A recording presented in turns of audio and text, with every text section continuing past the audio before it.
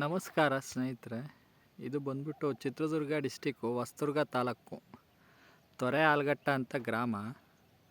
ಈ ವೈರು ಸುಮಾರು ಹಿಂಗಾಗಿ 8 ತಿಂಗಳಾಗೈತೆ. ಒಂದೇ ಒಂದು ವೈರ್ ಮೇಲೆ ಕೂತು ನಮ್ಮ ತಂದೆಯವರು ಒಂದು 6 ತಿಂಗಳ ಹಿಂದೆನೇ ಅವ್ರಿಗೆ ಹೇಳಿದ್ದಾರೆ ಲೈನ್ಮ್ಯಾನ್ಗಳಿಗೆ.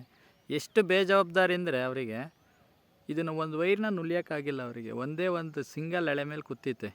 ಕಟ್ಟಾಗಿ ಬಿದ್ದರೆ ಭಾರಿ ಅನಾಹುತಗಳಾಗ್ತವೆ. ಯಾಕೆಂದರೆ ಹುಲ್ಲು ಒಣಗೋಗಿದೆ, ಒಬ್ಬೆಗಳೆಲ್ಲ ಒಣಗೋಗಿದ್ದಾವೆ. ಮೊನ್ನೆ ಹಂಗೆ ಮಾಡಿ 2 ಎಕರೆ ಒಂದು TC ಸ್ಪಾರ್ಕಾಗಿ 2 ಎಕರೆ ಅಡಿಕೆ ತೋಟ ಒತ್ಕೊಂಡು ಉರ್ತೈತೆ ತೊರೆ ಹತ್ರ. ಇದು ಬಂದ್ಬಿಟ್ಟು ಈ ಥರ ಆಗಿದೆ. ಒಂದೇ ಒಂದು ಲೈನ್ ಮೇಲೆ ಕೂತಿದೆ. ಈ ಲೈನ್ಮ್ಯಾನ್ಗಳಿಗೆ ಹೇಳಿದ್ರೆ ಏನಂದರೆ ದುರಂಕಾರ ಇವರಿಗೆ.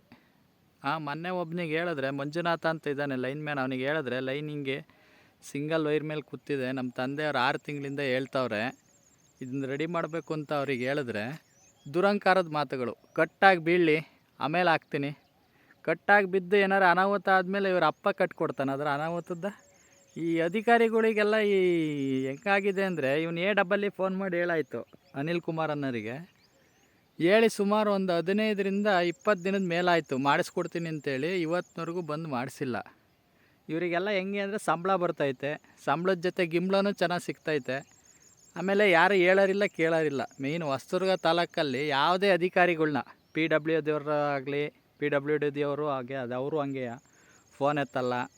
ಈ ಬೆಸ್ಕಾಮ್ನವರು ಯಾರನ್ನು ಕೇಳೋರಿಲ್ಲ ಹೇಳೋರಿಲ್ಲ. ಯಾಕೆಂದರೆ ಅಂಥ ಜನನಾಯಕನೂ ನಾವು ಆರಿಸಿ ಕಳಿಸಿದ್ವಿ, BG ಗೋವಿಂದಪ್ಪ ಅಂತ. ಅವನೇನು ಫೋನ್ ಎತ್ತಲ್ಲ, ಏನೂ ಇಲ್ಲ. ಇವರು ಇಂಥ ಇದ್ದರೆ ಇನ್ಯಾರು ಕೇಳ್ತಾರೆ? ಅವ್ನು ಕೇಳಬೇಕು ಯಾರನ್ನಾರು ಅಧಿಕಾರಿಗಳ್ನ ದಬಾಯಿಸೋದು. ಅಪ್ಪನೇ ದಬಾಯಿಸಲ್ಲ, ಎಲ್ಲ ಕಮಿಷನ್ ಲೆಕ್ಕ ಮಾತಾಡ್ಕೊಂಡು ಎಲ್ಲ ಇಲಾಖೆಯಿಂದ ಇಸ್ಕೊಂತಿದ್ದಾರೆ.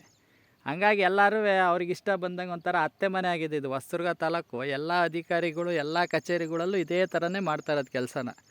PWD ಅವರು, ರೋಡ್ ಹಾಕೋರು ಎಲ್ಲರೂ ಬರೀ ಇದೇ ಕೆಲಸನೇ ಮಾಡೋದು. ಇಲ್ಲಿ ನೋಡಿ, ಈಗ ಬೆಸ್ಕಾಮ್ನೂ ಇದೇ ಕೆಲಸ ಮಾಡೋದು.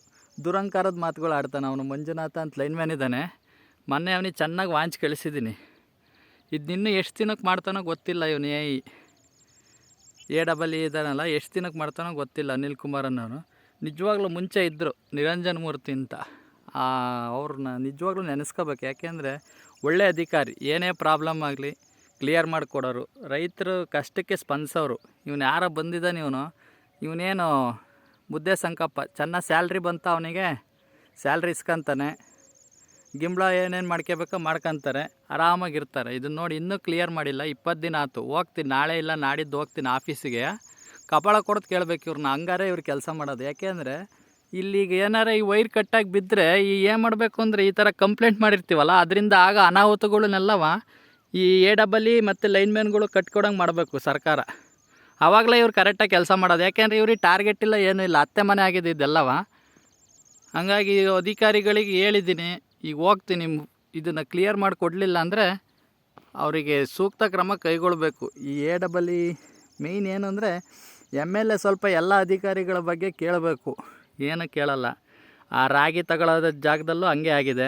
ರೈತರೆಲ್ಲ ಒಂದು ವಾರಗಟ್ಟಲೆ ಹಾಕ್ಯಂಗೆ ಕುತ್ಕೊತ ಇದ್ದಾರೆ. ಇದ್ರ ಬಗ್ಗೆ MLA ಏನು ಮಾತಾಡಲ್ಲ. ಯಾಕೆಂದರೆ ಅವ್ನ ಹೆಂಡತಿ ಮಕ್ಳ ಜೊತೆ ಆರಾಮಾಗಿ ಮಲಕ್ಕಡ್ಡಾನೆ, ಅವನಿಗೇನು ಇದ್ರ ಬಗ್ಗೆ ಪ್ರಾಬ್ಲಮ್ ಇಲ್ಲ.